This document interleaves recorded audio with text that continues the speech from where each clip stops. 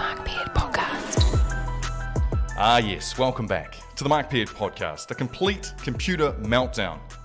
Too much sexy on one screen. Hey, I don't write the rules, but it does mean that the shuttle runs have been reset, which is very disappointing. They have been reset, and the person running those shuttle runs is still Blake Ashford. Welcome on. If you are watching on Facebook Live, we appreciate you. We love you. We will be running appreciation shuttles in the form of Blake Ashford. Hello to all of you watching on Twitch. Hello again if you are listening on YouTube Live. And everyone listening back on podcast, kia ora ana. Tonight on the show, you may have heard earlier, Manu Samoa's new head coach, Salala Mapasua, joins us, and we review the NRL Grand Final, the GF, with Tony Kemp. And thank you, Will Miller. Thank you. We will run that appreciation shuttle for you. Thank you, Aidan. We will also run that appreciation shuttle for you. And of course, Shiraz Soisa puts his National Football Flag Championship on the line as he tries to break our mid-90s Goldberg streak. But let's hear some inspirational words from the team, here in the form of Blake Ashford. Keep racking them up. Keep racking them up. Oh, yes. Oh. There's the point. There's the point. The point of running. Here they come. We appreciate you, Ross Henry. All over again. We appreciate you. We appreciate. You can't like the stream twice just because it's a new one. It's a new stream. Thank you, James. Love your work. Aish, give us some inspiration. Things that got you through your career as an NRL superstar. Oh, it didn't get me through my career, but, you know... He was complaining yesterday on the second time around. It is a true story. I did ask my son... Oh, my son's athletics was on, and I said, you know, if you didn't hear this story before... I said, yeah, shot put, discus, put it all down. He goes, Dad, I don't know how to do shot put. I said, you're coming to the right place. Coming to the right person, son. National champ... State champion in Australia, though, where you can't check the records. Robert Harris can check the records. Thank you, Robert. So, like I said, just lie to your kids. It's okay. Because lie to them, but make sure they can't check these records anywhere. Make sure it can't be found the truth. Okay? Because you could be their hero, baby. Is that better the second time? Oh, man. Better the second time. He's got some sexy pipes. Yeah. And Jimmy Holden, I think, did the share at the same time. We appreciate you, Jimmy. Oh, Simu. Simu, my man, Simu. Can I just say, Simu is the Samoan fella on the ad where, you know, where they're doing all the... Steve Shepherd, thank you, Steve. You know the speeding ad where people are looking really nervously at the person next to them and they're like, man, just slow down? Simu's the Samoan dude on that. Oh, right. Went through drama school with him. Anthony Stevens, love your work, Anthony. Yes, Aish will be doing that run for you. But without further ado, the man who's a perfect mix of sport... I didn't... We owe Marc Peard Sports and Appreciation. Oh, that was me. I've liked it. Nato's in there. All right. Perfect mix of sport and rock and roll, Ricardo. Ball. Woo! Brilliant. Ricardo, thank you so much for stepping up for Nato. Nato's not well this evening, so you've replaced him well. And look, plenty of people loving you in the box. We've got Herschel Fruin. Love your work, Herschel. And so does Aish. This day in history, what do you got for us, my man? Well, I've got a bit of stuff for you, actually, mate. A bloke called Cassius Clay, you heard of him? May have. Yeah, 1960. Goes all right. This day in history, first ever pro fight, beat Tani Hunsaker on points in 6 rounds. Now, before the stream froze, because it froze about this time, but I was just saying, how many times have you ended up in a rabbit hole watching the internet and ended up in a video that the end is always Cassius Clay in a knockout, or it's Mike Tyson? Never mess with Mike Tyson in his prime. Someone's kids. Yep. Yeah. Good times. All right, next. Next is Oscar Robertson. This is a franchise record 22 assists during the Cincinnati Royals 139-132 win against Syracuse. This is in 1961, and it goes on to average 30.8 points, 12.5 rebounds, 11.4 assists, triple-doubles all season. The first NBA player to average double figures in assists all season, kind of like Russell Westbrook. But he passed to people. Yeah. Good old Rusty. Yeah, there you go. Sticking with NBA too, 2018, 2 years ago, Klay Thompson beat Steph Curry's record for the most threes in an NBA match with 14 against the Bulls in a 149-124 defenses optional win. I remember that game because I thought to myself, man, as much as I like Klay Thompson as a solid player, I didn't think he deserved to take away that record from Steph Curry, who was the everything in that year, right? That was when Steph was peak Steph, and then all of a sudden Klay comes in and takes that three-point record, and I was like, that's a bit stink. You kind of want someone who's going to be... But Clay's certainly made himself into an absolute essential on the Golden State Warriors. And I made the comment, just as we phrased before, that I think Steph will break it this next year. Ooh. I've got a feeling Golden State are going to be up there doing their thing. He's had basically a year off. I can see him coming back and breaking some records. Can you not claim that as if it's like something really amazing that Well, Golden State might be in the mix next Oh, year? no, I didn't. That's not amazing like they will be, but the records will be amazing. Would it not be, Mark? Would it not be? It would be. Thank you very much. Yeah. But you said... No, I think Steph's... We've seen the best of Steph Curry. I think he's on the downhill. He's had a lot of injuries. He had a lot of time out. I reckon he's going, you know what, that was quite nice, not having to jet all around the country to play basketball all the time. I might just take it easy and retire early and play some golf. I love it when there's like sports opinion. Like we need to tag that sports opinion right there, ladies and gentlemen. Ricardo Ball, Steph Curry is done. He's gone. He's gone. He's had it. He's had it. And there's always that case where they start finding their way back in and they do really well. And you're like, oh, shit, that's right. I said that. I did say that, yeah. Ash was right. Now, there's a couple of birthdays this day in history as well. And I'm going to hit, there's a few of these, but I'm going to, a few for Ash here. A couple of his childhood heroes, Greg Blewett and Matty Hayden, both born this day in 1971. Great Australian cricketers. Great. Fantastic. And it's a good day for cricketers. Michael Vaughan, this day in 1974, former England captain. And Brian Yule, New Zealander. Left arm slow. He was like the Stephen Bock of his day. Born this day in 1942. So there you go, a bunch of cricket birthdays for you on this day in history. You're a wonderful man, Ricardo. Thank you for the comments. I see that one disappeared off the screen, but congrats to Blake on getting the county's Monaco Stingrays to the grand final this week. Nice. Can you confirm? Yeah, we're playing in the grand final on Sky. We'll get a bit excited, yeah, mate. I'm pumped. I'm just trying to play Shout it out out the and lads. just work it out. The Shout county's out the Manukau lads. Stingrays, the boys. Yeah. We're out there. You know, we're underdogs, but we're out there to take it, mate. We're going to take it. Fuck around. Yeah. Make the finals. I'll be out there running some water, making sure they're hydrated. Yeah. You just running water, mate? You're not strapping the boots on? No.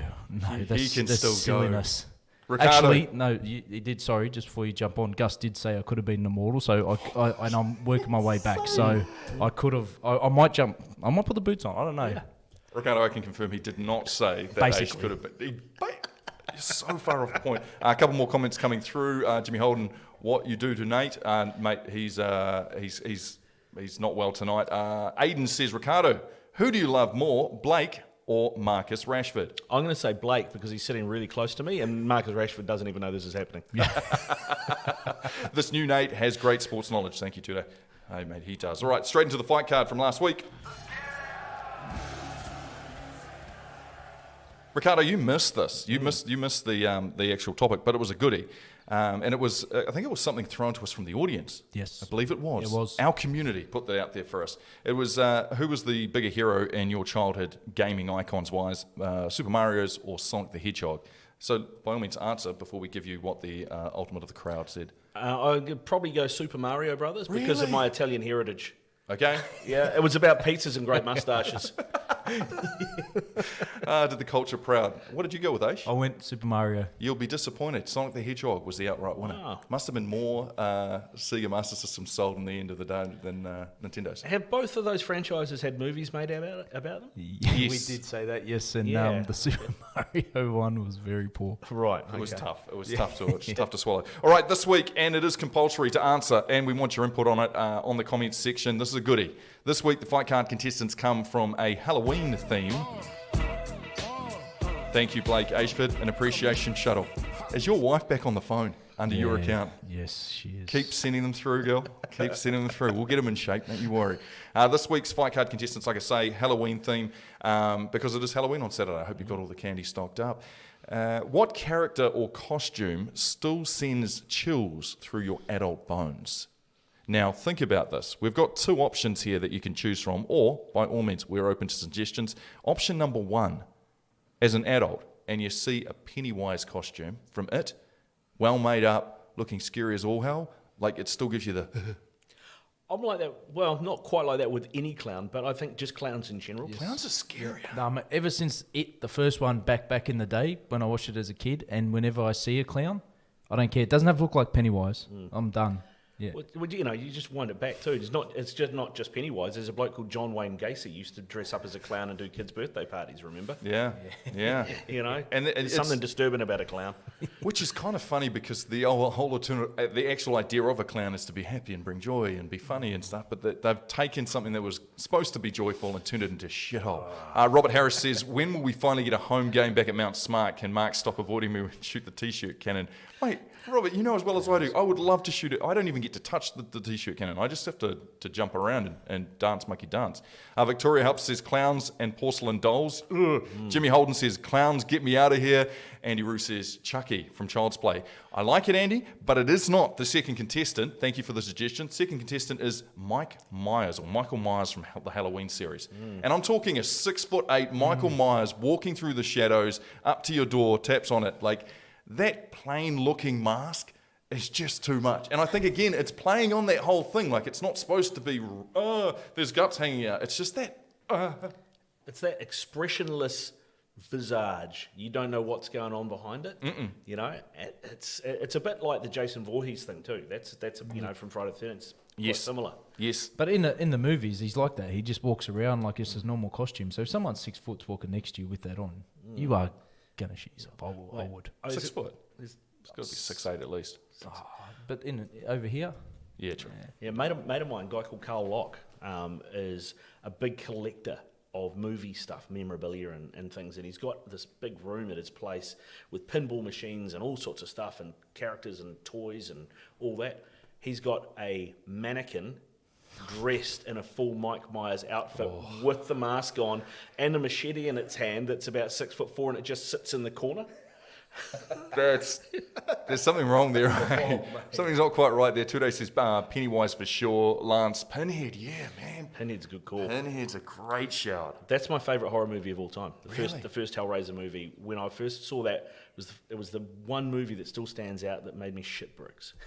Can I embarrassingly admit the two movies that really got under my skin at a younger age, admittedly? So we used to live way out in the country. Like, it was an hour out of Gizzy where I grew up for my first 12 years of life, and it was always just pitch black dark. Like, country dark is a different kind of dark to any other dark, but it was pitch black dark. And I remember going to the toilet, and you had to go down a really long hallway to get to the bathroom, and my parents had the Tommyknockers playing. And it's such a shit movie now when you see it. But I saw the intro, and if anyone remembers the intro to the Tommyknockers, it's like a camera that sort of swishes through the forest, and then it gets to someone who's sitting on a log, and they turn around to the camera, and their eyes are green. And I lost my shit. And every time I tried to go outside, I was like, oh, fuck that noise. I'm going to see someone sitting down on a log, and that's what's going to happen. And the other embarrassing one, which is weird, but it was right at the end of high school, and it was the Blair Witch Project movie.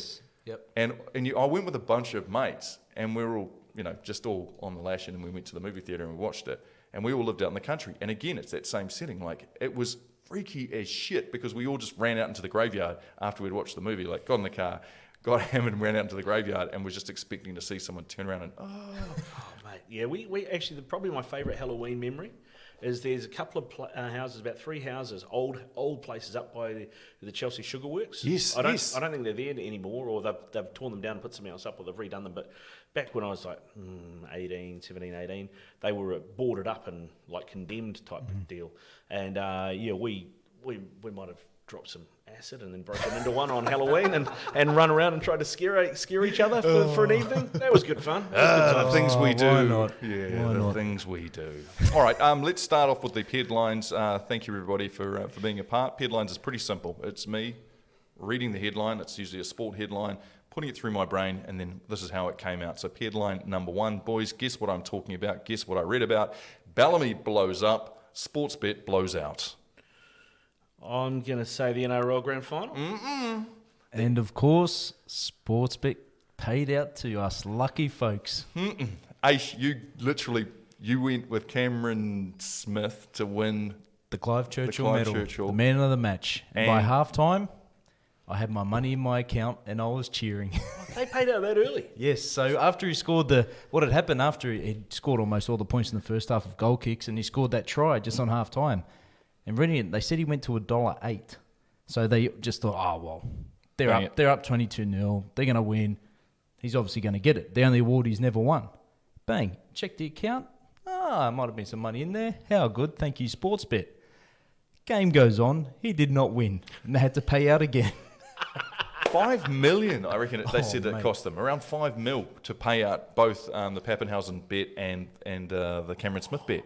I would love to You know. worked, I mean, you've done time with the TAB. Yeah. Is someone losing their job for that? I would say so. Is it automated? Is it one person's idea or decision to go, fuck it, let's just pay out? Somebody has to. So that's not an automated thing. Somebody has to make that decision. Wow. What do you do? Bye-bye. See you later. See you later. fella. And the funny thing is, I didn't even think he was ahead at halftime.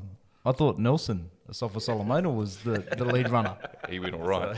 You weren't complaining. You haven't offered to give it back. No? Nah, no one gave me a call. If they did, they weren't getting the phone answered. They couldn't by that stage, could they? And I know a lot of people, like there was a few people too that had big stacked multis that had Cameron Smith there as the Clive Churchill winner as well, and they paid out on those massive multis as well. Wow. So, I mean, what a mess. Hey, one for the good guys, eh?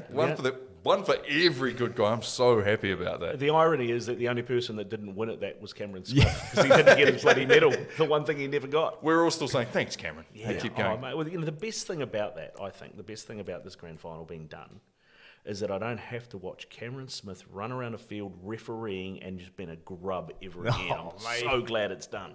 You know what? It's funny.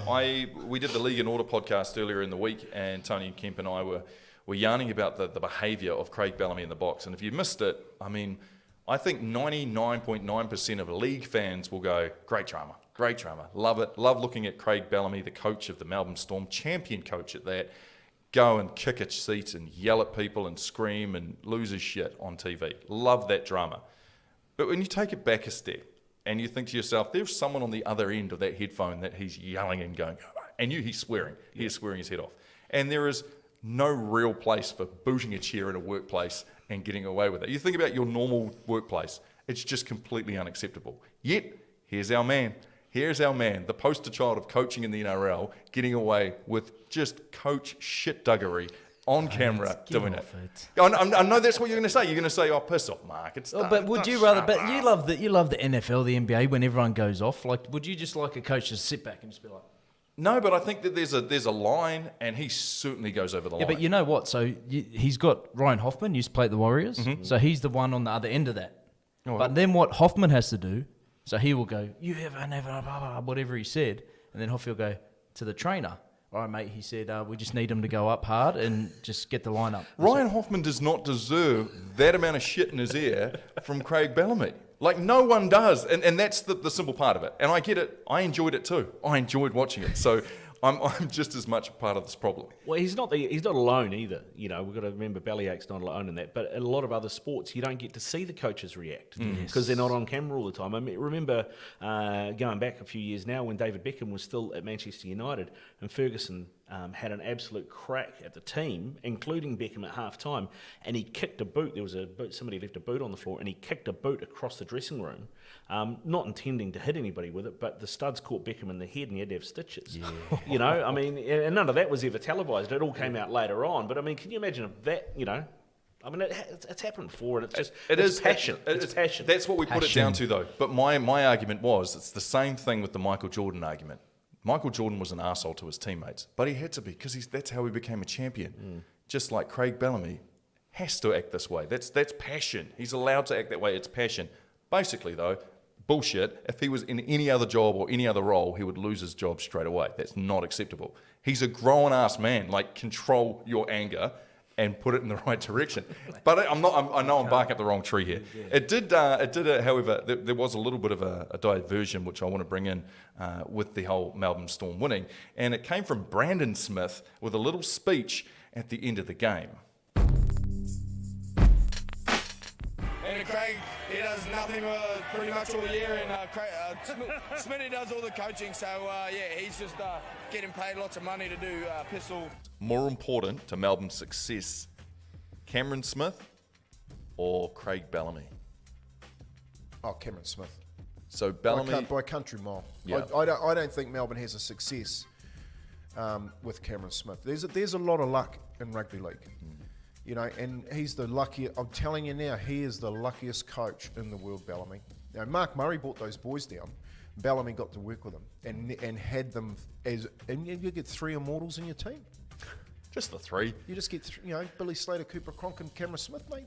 Not only that they're immortals, but they're the spine. Yeah. You know what I mean? Like, he's the luckiest guy in the world. And at 37, I thought Cameron Smith was a worthy Clive Churchill medal winner. Totally. You know and what so I mean? did a lot of other people. At Even 37. Sportsbet did. Yeah, so it's a. I think another year comes around for Cameron. I think he'll waltz through it. It's that whole sports head thing, more important to the team. And I like this topic because we've got a working moment, a working case happening in the NFL at the moment. And it's the New England Patriots. The New England Patriots built a dynasty, and it was an unbeatable squad, a team that just kept on turning up to the Super Bowl or was there or thereabouts every year. And that was based on Tom Brady and Bill Belichick and a really solid organisation owned by Robert Kraft. So they lose Tom Brady this season, and anyone who's watching the NFL will see that would be like losing Cameron Smith out of the Melbourne Storm, and they are shit this year. They are terrible. They've got a really good, they've got a serviceable quarterback. I'm not going to say really good because he used to belong to our Carolina Panthers, but we didn't want him. Wasn't good enough. We had to get rid of him. He is Cam Newton. He's playing for the Patriots. You'd think someone like Bill Belichick would be able to win with him. However, they haven't been able to. They may still turn the season around. Like it's still pretty young. But if Cameron Smith wasn't to play next year, do we think the Melbourne Storm would drop off as dramatically as, say, the New England Patriots have done in the NFL? Yeah, I'm going to say yes. Really? I'm going to say they won't be top 4. I'm not saying they drop out of the 8, but they're not going to be top 4. Because we've got working examples now, right? We've got working examples where 2 immortals have dropped out of the team and it still functioned. Was Cameron Smith that good, that essential to the squad? He was. And you speak to a friend of the show, Blake Green. He tells me how good he is. And we spoke to Gus last week. He said he's the best player he's ever seen. Now, will they drop off? Yes, maybe not make the grand final, but I still have them going deep into the semis. Maybe one game before the GF. I don't know if you've seen their system we spoke about before, how they bring kids. Now, was these 3 players immortals before they were playing first grade under Craig Bellamy? No, they weren't. Obviously, they have to get developed in a system which Craig Bellamy happened to be a part of. So, and to bring up the Brady argument, I mean, have a look at Brady's side.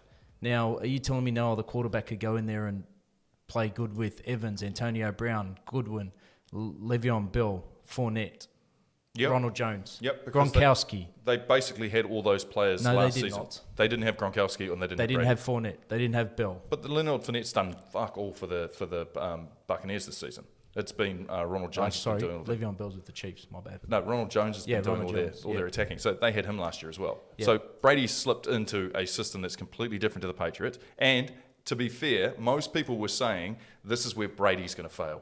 Most critics were saying Brady will go to this club and he will fail, and the New England Patriots will march on. And that's what my thing is with the Melbourne Storm. Would they fall as horribly as, say, what the Patriots have done, losing such a stalwart of a player? I think so, and I'll tell you why I think so, because it's slightly different to the other 2 immortals that they lost, is that everything goes through Cameron Smith. He is the traffic cop. He directs everything. I mentioned it before about him refereeing the game, and I know that gets thrown at him, but he does, man. He's always in the ref's ear. He's Cameron Smith, and I think he intimidates people. The thing he does it, though, he doesn't. There's people that are in the ear, and there's people that are doing it, but he says it in a nice way, like we're talking here. So he knows how, obviously, to do it. But I don't know if you've seen Harry Grant this year play for the Tigers. Yep. His first year NRL with the Tigers team almost make him to the 8 when people predicted him right down the bottom. Now he's going to slip straight in with Jerome Hughes, Kiwi and National, Pappenhausen, New South Wales player, and Cameron Munster, one of the best 5'8" in the comp.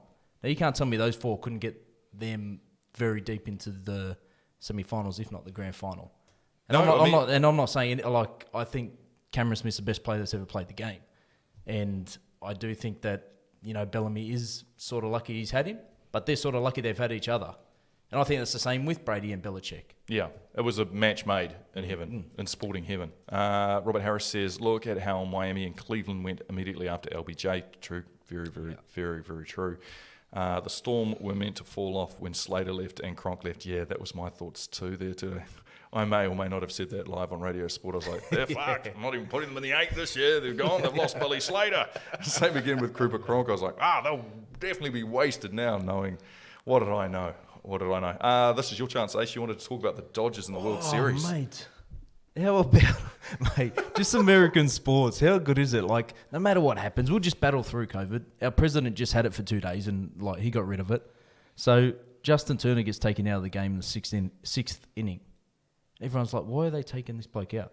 Like, he's a hitter, he's a fielder. In the finals, like, to win it, to clinch it. So nothing comes out. They're just taking him out. And then after the game's finished, they announce he's tested positive to COVID. But what's worse is that there's photos of him after, out there celebrating with the team, holding the trophy with no mask on. And this bloke's got... Mate, just Americans and American sport. Like, this bloke is just... they just go through anything, don't they? He's like, our president had it for 2 days and got rid of it. I'll be right. I'll get rid of it in about 2 innings. They're in a baseball bubble, aren't they?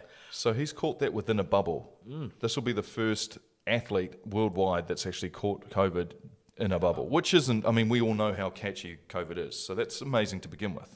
How do you get pulled mid-game because they realised, did they do the test between the first and second inning and then get the result? No, I think they did I think they test before each game. I don't know the full thing. Maybe someone can help us, but I think they test. Yeah, they tested him before and then tested him the day of the game. He got a false negative back, and they weren't convinced with it, so they had to do a retest on it, and apparently it came back. During the game, but do not trust. This is American sport we're talking here, so we cannot trust that that's the case. And he's a pretty big part of their whole setup. So, yeah, they get to the 6th innings, wasn't it? Yep, 6th inning. And they pull him because the test has come back positive. But here's the worst thing, right?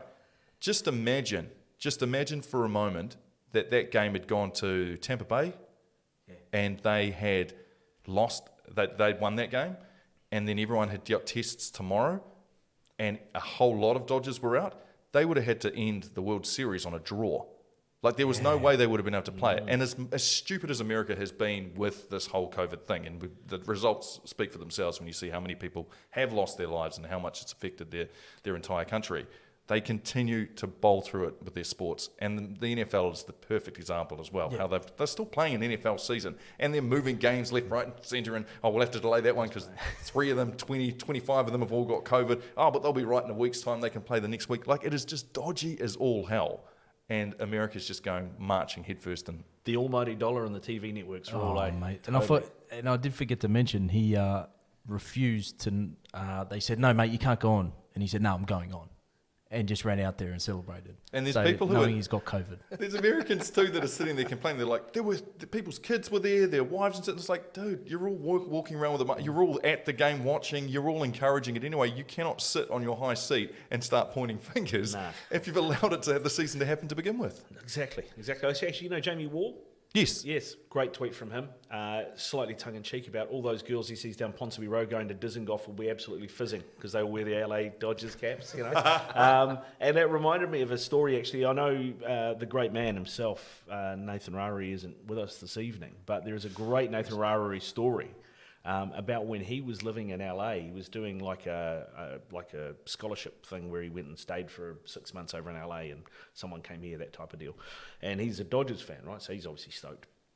And he was in some suburb of LA where he was staying, and there was a market there, and he saw all this knockoff Dodgers gear, what he thought was Dodgers gear, had the LA on it, and he was like, I haven't seen this before. So he bought all this stuff, starts wearing it, and can't figure out why, because slightly Mexican-looking Nathan, people are crossing the street to avoid him and stuff. It turns out there's a gang over there called Los Avenues, and it was their gear that he had bought and was wearing. So Nathan Rarey, the original gangster. Oh, the original, the OG. The OG.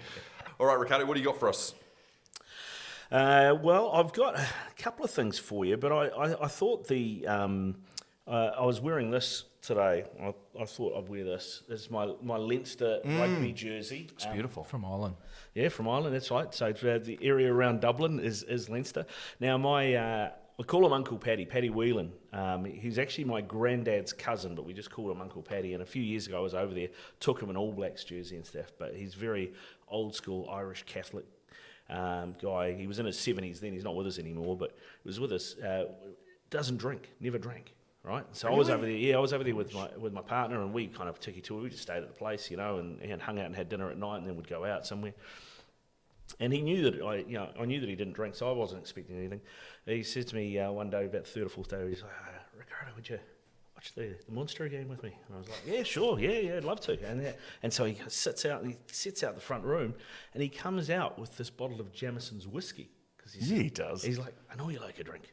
And he gets this 8-ounce glass, and he fills it about 3/4 full and puts it in front of me, puts the bottle on the shelf because he's not having it. He's like, there's more there if you want it. And sat there, and I was like looking at this, like literally, like it was pretty much a whole hip flask worth in one glass of Jameson's, and I had to kind of sort of neck it and watch the Leinster Munster game with Paddy, and he was drilling me for rugby knowledge. It'd be rude not to. Had to. Yeah, mate. So yeah, I managed to get through it for half time, so it was all right. I like that. Hey, sorry, I turned down the notifications, but Aish, what are you up to when it comes to appreciation shuttles? 2. Oh, that's not bad. Yeah. That's really good. Well, you did Sorry, cast them off. sorry, 22. 22. Sorry. Okay, that is bad. Yeah. That is really, really bad. Lance, I see you, and you're talking about 60 games. He's put an asterisk, 60 games with the Major League Baseball season. 60 games. Thank you, Jimmy. We appreciate you. Put another shuttle up there, Aish. 60 games. Is this a time where we can look at the 2020? Thank you, James Taitamu, my man. Got a lot of love for you, James. Is this the first time we can look at one of these bubble seasons and go, yeah, there's possibly an asterisk next to this? Because what are we at? Thank you, Craig. Keep it going, Craig. Love your work. If you look at how many games they played, it's 164 in a baseball season, Major League Baseball season. It's around there, 161, I think, 162. Okay, so that's a lot of games to be cut out of a schedule. And I know that you're facing a lot of adversity. You're having to go through your pitches so many different times. With COVID, cutting it down to 60 games, it does make a massive difference to who the actual champion is. Whereas I thought the NBA did it quite well. It didn't feel, even though the rubbish teams had sort of been cut and they gave other teams a chance to make the 8, it's kind of felt like, yep, Lakers deserve this. Super Rugby Aotearoa. Like, as we look around NRL Grand Finals, is this the Major League Baseball, and no offence to anyone who's a big fan of the Dodgers, like Nato, is this one that we can maybe put an asterisk next to? I'm just saying. I'd put an asterisk next to it. I totally would. Lance has got 162 games, so it's cut down by 102 games out of a season. And Lance will agree with me because I'm pretty sure Lance is a Braves fan, if I'm not mistaken. I think Lance is a Braves fan, and he'd agree with me. But I mean, it is. Can you imagine going into an NRL season, Blake, at the beginning of it, and it is a bit of a war of attrition, right? There's injuries and there's all that sort of stuff, and so the teams with the best squad and the deepest squad tend to prevail by the end. But I mean, if you take the attrition out of it, and it can be the team that's just got the best 17, then Yeah. Well, then, I don't know. That's why I don't put an asterisk next to it. Well, Robert Harris doesn't either. Exactly, because that exact same reason. Like, if we take the NBA, for example, the NBA, they didn't have to travel. There was no crowd noise. There was none of that. So the best team should win. And that's how I think what happened in the MLB. I think the best team won. I don't think there should be asterisks on any championship this year, just like Robert Harris. There we go. I like it. All right, Robert. I like the two. How many lines does it make to, when you put an asterisk next to things? Yeah. How many lines does it have to qualify as an actual asterisk? I think 4 lines. So you got 8 points, right? Yeah. I only go 4 lines. Okay, just something out of curiosity that popped into my head because I was thinking, did we just put three lines together just as so it's a slight asterisk? I don't know. Move on. A half asterisk. All right. Just a plus sign then. Peard line number 2 and the final Peard line for this evening. What am I saying? What story am I talking about when I say, thanks Pacific, we'll get round to giving back? Go on, Aish. Well, this would be mainly because of the All Blacks. It's not the All Blacks. And the Wallabies that, develop these players over here in their country, and they play for Australia or New Zealand, but they don't give back to the Pacific nations. And they don't make it even, which I hope that they do one day. Yes, you're right. And I had the pleasure of catching up with Salalama Pasua, who's the new head coach from Manu Samoa, before he flies out. He's flying out tomorrow to go to Samoa. He's had to delay his trip many, many times because of COVID and getting out of New Zealand. And we were talking about the idea that the entire Bledisloe Cup revigoration, the excitement within the fans, the closeness of the draw in the first game, and they weren't half bad when they played the second game, has really become because they're using so many Pacific Island players. There's such a massive Pacific Island influence within the the Wallabies, and we already know it exists within New Zealand. And as I was looking through some of the names on the Australian list, and there is a heap of them, of Pacific Island heritage, it started to make me think he's got such a hard job ahead of him, such a massive hard job ahead of him, because Pacific Island rugby players tend to play abroad. The money isn't there within Samoa, Fiji, Tonga. They have to play abroad, and a large part of that, which I cannot relate to because it's not how I'm brought up, and I'm not sure how you boys are brought up either, but sending a large portion of their paychecks back to their families in the islands to help support their family is a massive part of being, from the Pacific Islands. And so they get opportunities like playing for England, for instance, like a Jacob Umanga. And the idea of having a pay packet from an England game and sending that back to your family, it throws up a massive contradiction as to who and, what should I do here? Should I? Because remember, it's only a one nation policy in rugby union. It's not like rugby league where you can switch to one of the tier 2 nations. Once you played one game in a top, even 5 minutes in a top, 2 minutes, 1 minute, run on there in the top, straight away, that is your nation for life. And so Salala's got a massive job ahead of himself. Shall I read through all the Australian island names? Do it, go on. I actually don't know them all, so if I pronounce them incorrectly, this is horrendous.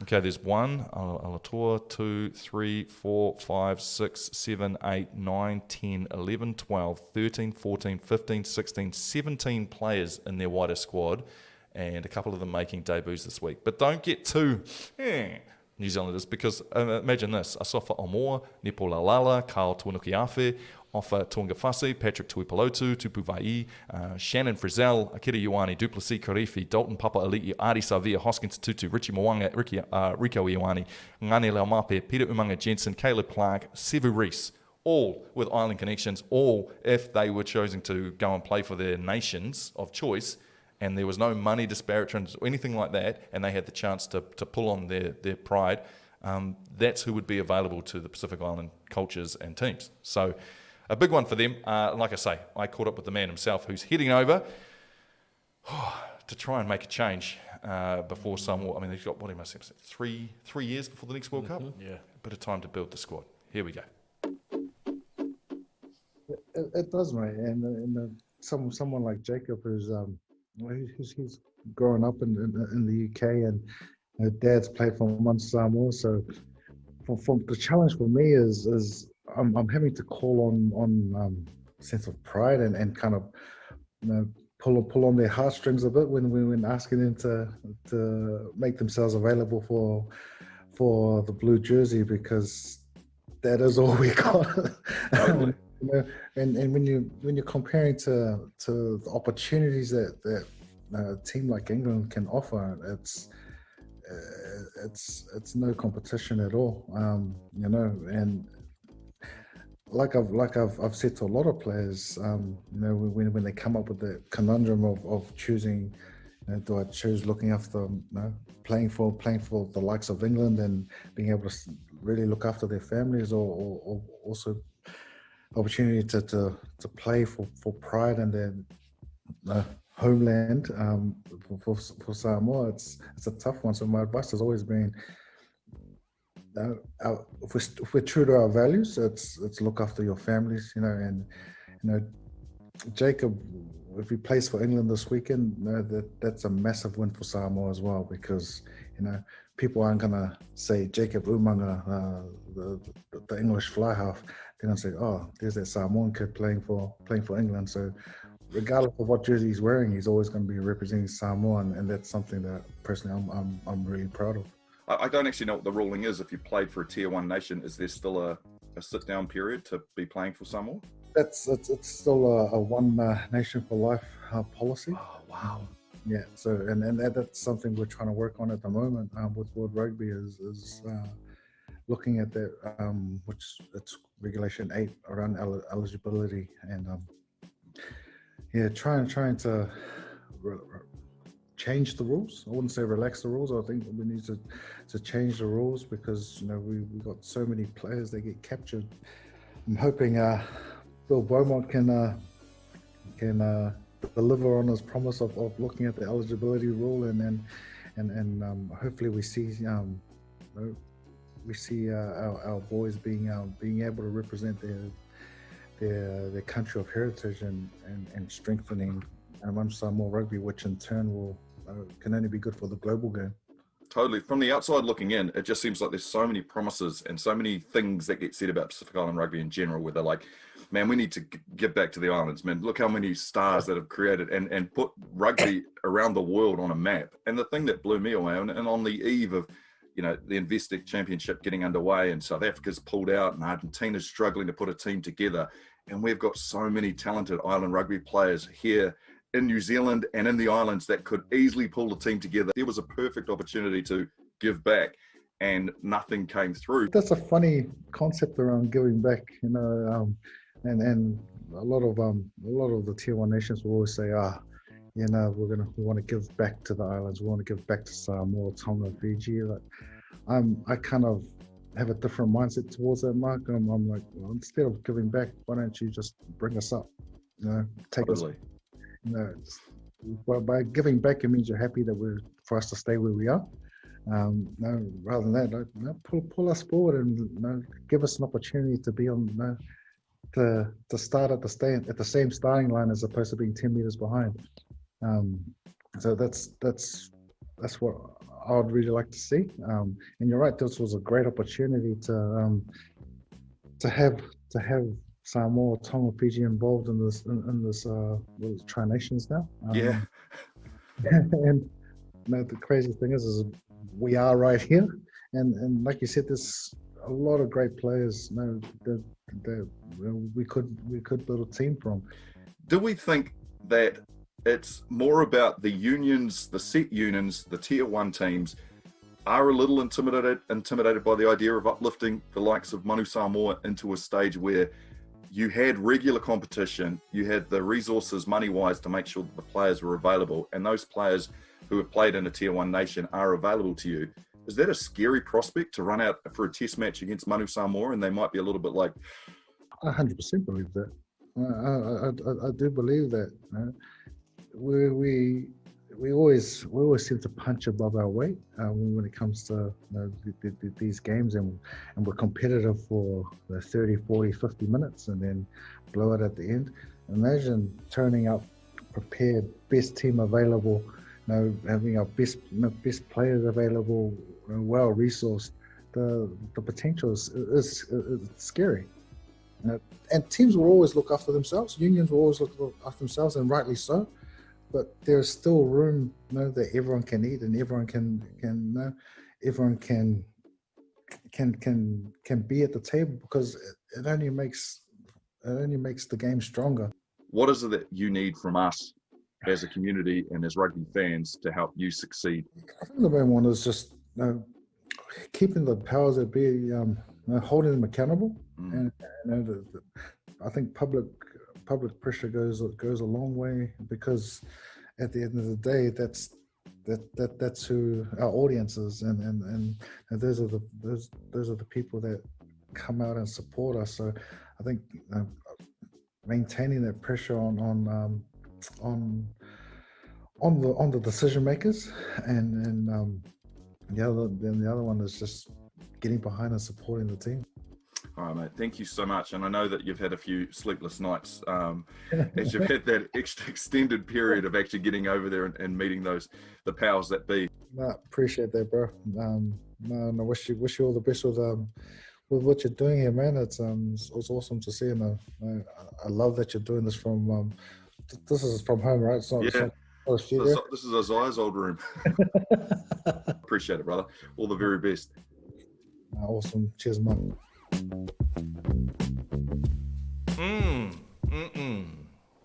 Well, there you go. You selfish Australian taking all this. It's terrible. It is terrible, though, right? Like, I mean, there are so many opportunities, and Robert Harris brings up a great point. They could have put a Pacific Island team based in Auckland to be part of the Super Rugby Aotearoa next season. If they don't, we could lose that possibility to Australia. I mean, what more needs to happen before there is some kind of proper uplifting of Pacific Island rugby? I don't know. Like we spoke about the rugby league, how they did it. Now we look at Tonga beat Australia. That was awesome. That was the best thing ever. Even the World Cup, Tonga beat New Zealand, should have beat England and could have made the final. Now, I know they have sit-down rules and you can play, like Fafita played for Australia, Tamalolo played for New Zealand. But the pride kicked in. You know, it wasn't about money. They weren't getting money for those games to go back and play. It was about pride. Now, I know the Rugby World Cup and the rugby nations are a lot stronger, so I don't know the answer for that. Our Pacific Island people would turn up in numbers to the stadium to support PI team. Look at Mate Matonga supporters, how great that would look in the crowd. Exactly, Robert. And one of the great stories from World Rugby League was the storyline where Jason Taumalolo decided he was going to be playing for Tonga, and he told us about how his grandfather burst into tears and his dad had a tear in his eye as well, that the idea that he was making this, I want to play to represent our island. And it was so much more powerful, and it was a great storyline and engaging, and the fans got on it, and it made made the Tongan fans really, really proud. You could be doing that with Union as well. Imagine someone turning down, imagine Richie Mwanga saying, you know what, as much as I've enjoyed my time with the All Blacks, this year I'm playing for Samoa.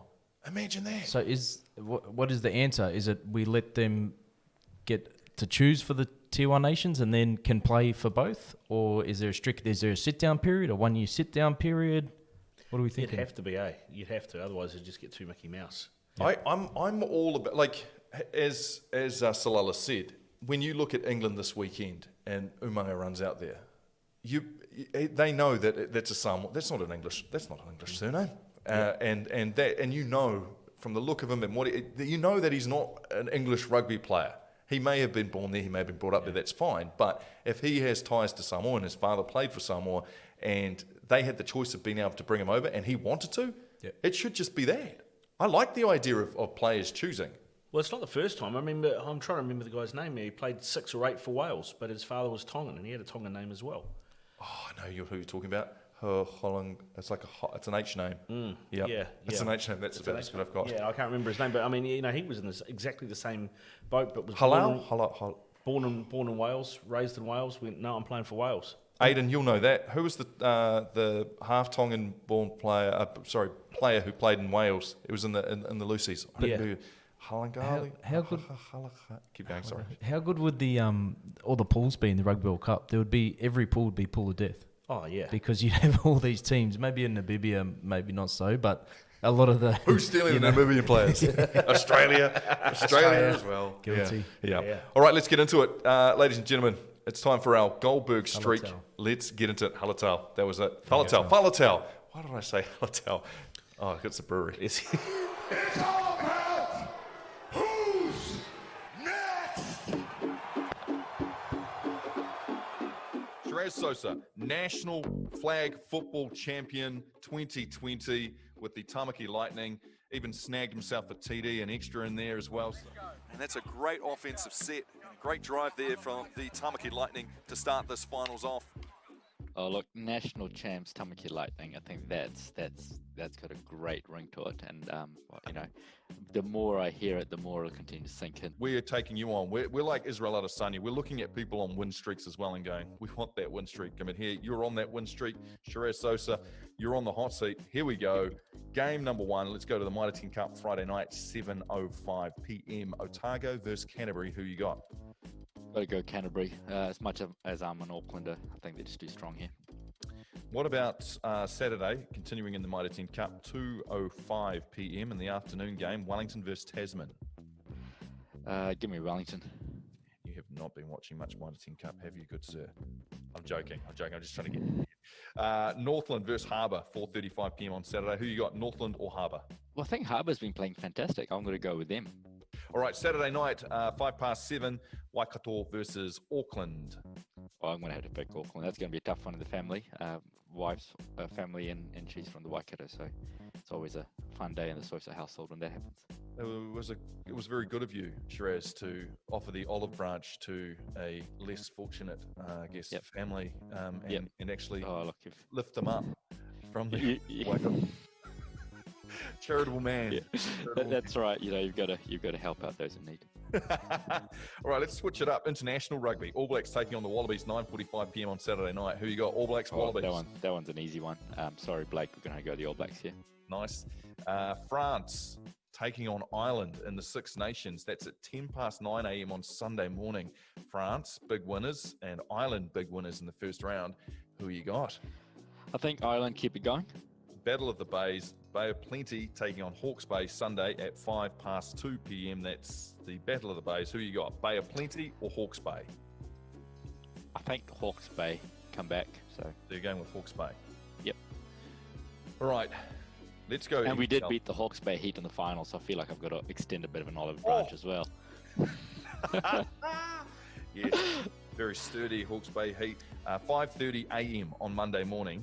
Manchester United taking on Arsenal in EPL. Who you got? I'm going to go with Arsenal. I haven't been watching a whole lot this season, but I've just got to pick against Manchester United. I think have to. You're not a fan. You're either a fan or you're not a fan, right? There's sort of nowhere in between with them. All right, now this is where you really get to defend your championship. And remember, we are mid-90s Goldberg, so we're hard to beat. Monday's NFL, and this is right up your warehouse. Who are you taking in the 7 a.m. matchup between the Steelers and the Ravens? AFC North rivals. This is the best. Yeah, I'm going to have to go with the Ravens on this one. I think they're starting to hit their traps, and we'll start seeing that team on the up from here. I know the Steelers have been doing really well, but I'm starting to see a few trouble signs on a number of fronts. So, yeah, and the injury bug's starting to bite a little bit as well. And finally, put a peg in the ground, buddy. Are the Patriots finally done? Pick a winner between the Patriots and the Bills 7 a.m. matchup. Who got, Patriots or Bills? Yeah, I'm not overly impressed with the Patriots at the moment. I think they are done. Their receiving core has been really disappointing this year, to be completely honest. N'Keal Harry's just not taking that next step, and Edelman looks like he doesn't have that ability to get as open as he did. And Cam Newton's a fantastic quarterback. He's just not the guy to throw those pinpoint passes, but he is Cam Newton, and if they can use him like they did early in the season, then yeah, I think they've got a weapon. Mate, thank you so much for your time. Congratulations again. Awesome team, awesome fellow you, and well done, Tamaki Lightning, your 2020 flag football champions. National champs, that's right. Hey, and thanks for heading out there, Mark. It was awesome to see you, and fantastic commentary debut. If I heard that right? I think you fit right in. So, yeah. I'm racking, mate. Let's make it a mainstream sport so I can get a paid gig. Absolutely. Just sitting there. Hey, let's also not talk about the catch you made over me on the sideline warming up as well. That good thing that wasn't on camera. There's a good 3 feet difference. Hey, thank you. All right. Yep, awesome. Thanks, Mark.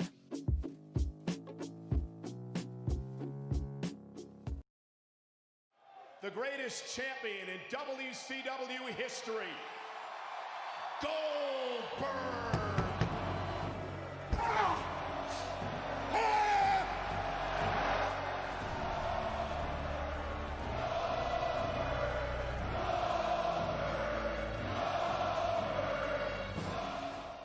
I don't know why I get so pumped with this. Like, I'm so excited. I'm such a child. It takes me back to wrestling childhood. Sorry, Ricardo. Is Goldberg your all-time fave? No, definitely not. Just the Goldberg streak, bro. We're just in the mid-90s where he went through so many other wrestlers and just kept on winning and kept on winning. I don't even know who beat him. Kevin Nash and them cheated and beat him. They tasered him. It was real ridiculous. But anyway, it's the streaks at 3 at the moment. We're taking belts. We took the world title. Yep. Eating champ down last week. We're taking the national champ, flag football champion down this week. Shiraz, thank you so much for your time, Shiraz. And you're all a part of this. You were all a part of this noise. So we need your help as well. And we'll start with the Mitre 10 Cup matchups. I'm so glad we've got Ricardo here because Nate leads us astray. Nate's put some absolute booer bets on, man. They are horrid. I won't say it to his face. But all right, let's start tomorrow night, 7:05, Canterbury versus Otago. Put your comments in. I know there's a 10-second delay from what we can see, so get in now. Thank you, Will Miller, for taking the time to write them all down. That's very helpful. Who do we like, Canterbury or Otago? I'm going to go Otago. I reckon we should go Otago because Canterbury last week absolutely pants by a Bay of Plenty, playing another team in blue and gold. Canterbury going to get PTSD. They're not going to enjoy themselves. Otago going to smash them, and Otago 3 in a row. Are we all happy with that? I'm happy. Canterbury was stinking.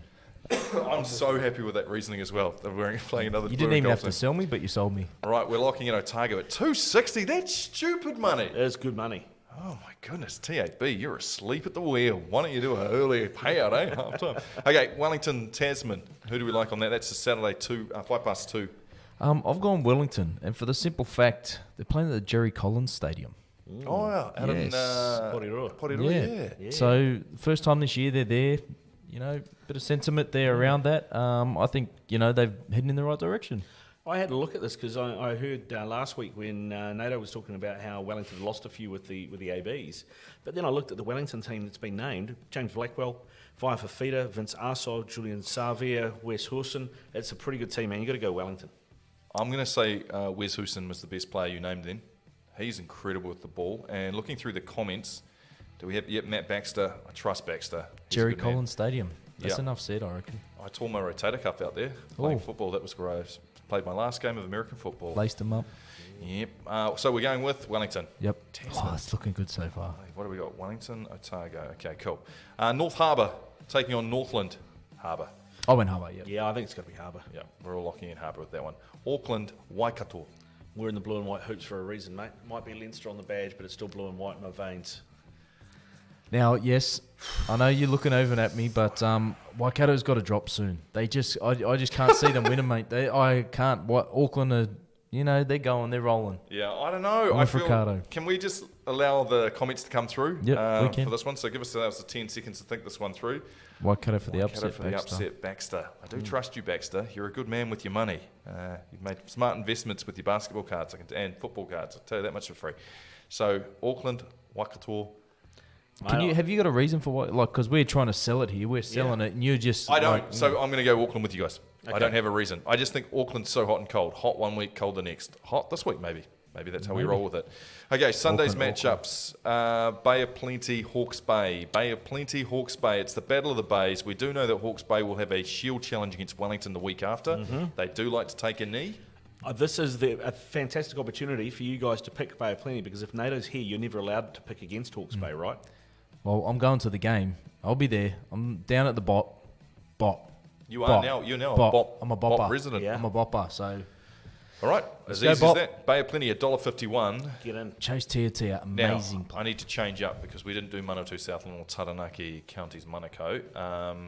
So where do we go next? We're going to International Rugby. Yeah. International Rugby. Okay. So who have we got? Is there even any point in having that discussion? By all means, sell it to us.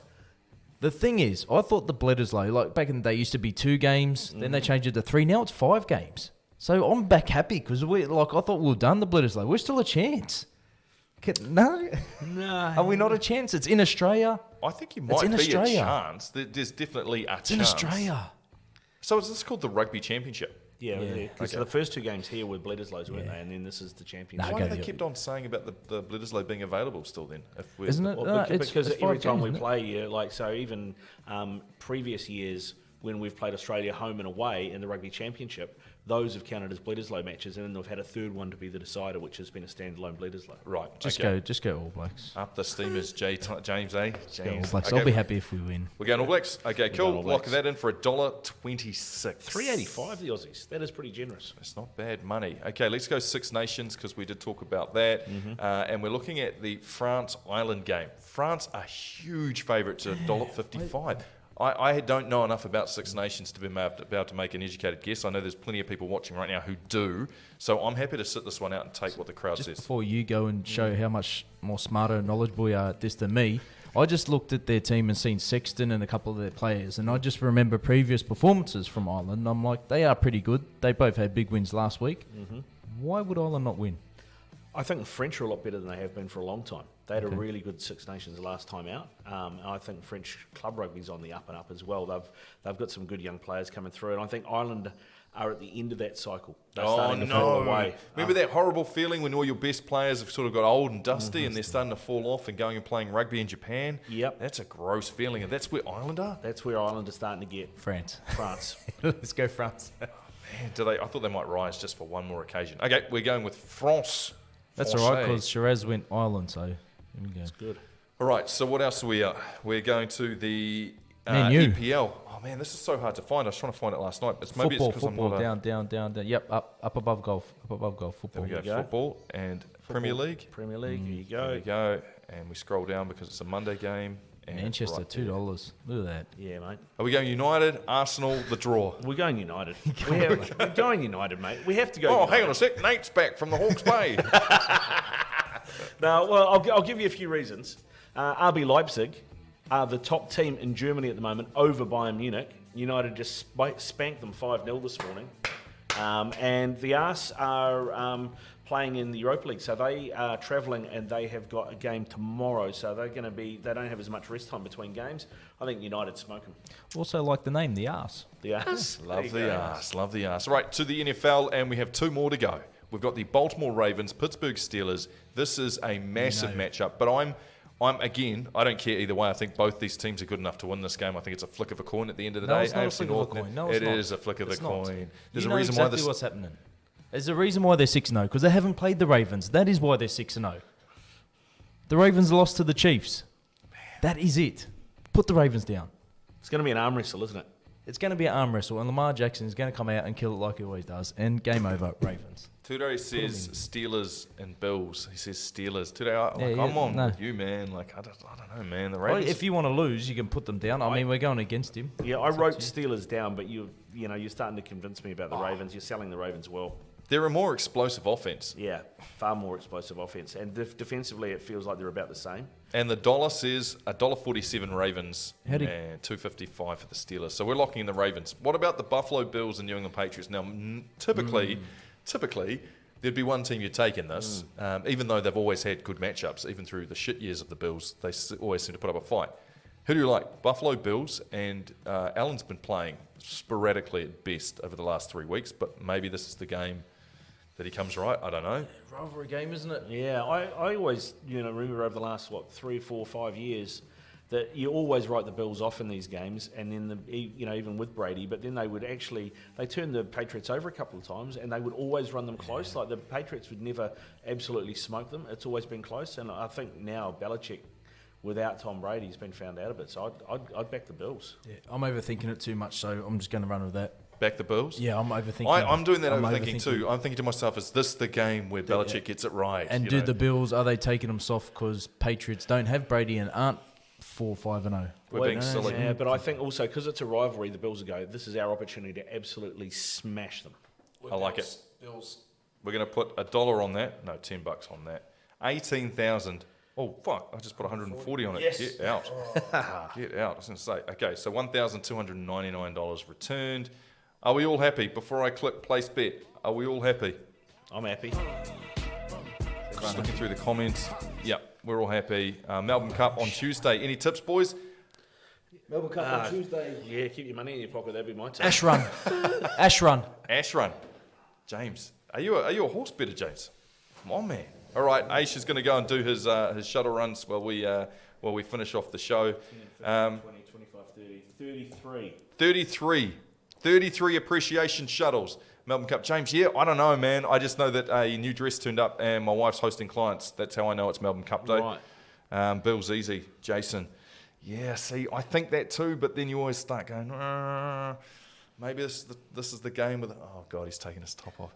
This is the game where it all goes downhill and all of a sudden Belichick finds out how he can win again. Baxter says, Man U, Arsenal draw. Yeah. Okay, well, we've taken for the win. Aiden, thank you, Aiden. All good. Once a year I am. James, it's so it is so how it rolls. That's how everyone goes. Mate, I'd actually forgotten about it until I was doing prep for today. And I was looking through, I was thinking, what's coming up? And you do all the today in histories. Yes. And it was coming up this week in history, and Melbourne Cup stuff started coming up. I was like, oh, that's right, that's coming up. That's coming up. All right, team, that's us. Aish, you're a beast of a man. Can I just say a special thank you, Ricardo Ball, filling in like a champ. Thank you so much, man. I know you've taken much time out to do this tonight, so thank you. Thank you, guys. Man. Thank you, everyone, for watching. Enjoy your weekend's worth of sport. Thank you for being a part of the community. You're what we like to call early adapters. Everyone else will start coming soon, and you guys are the first to the party. We remember our day winners.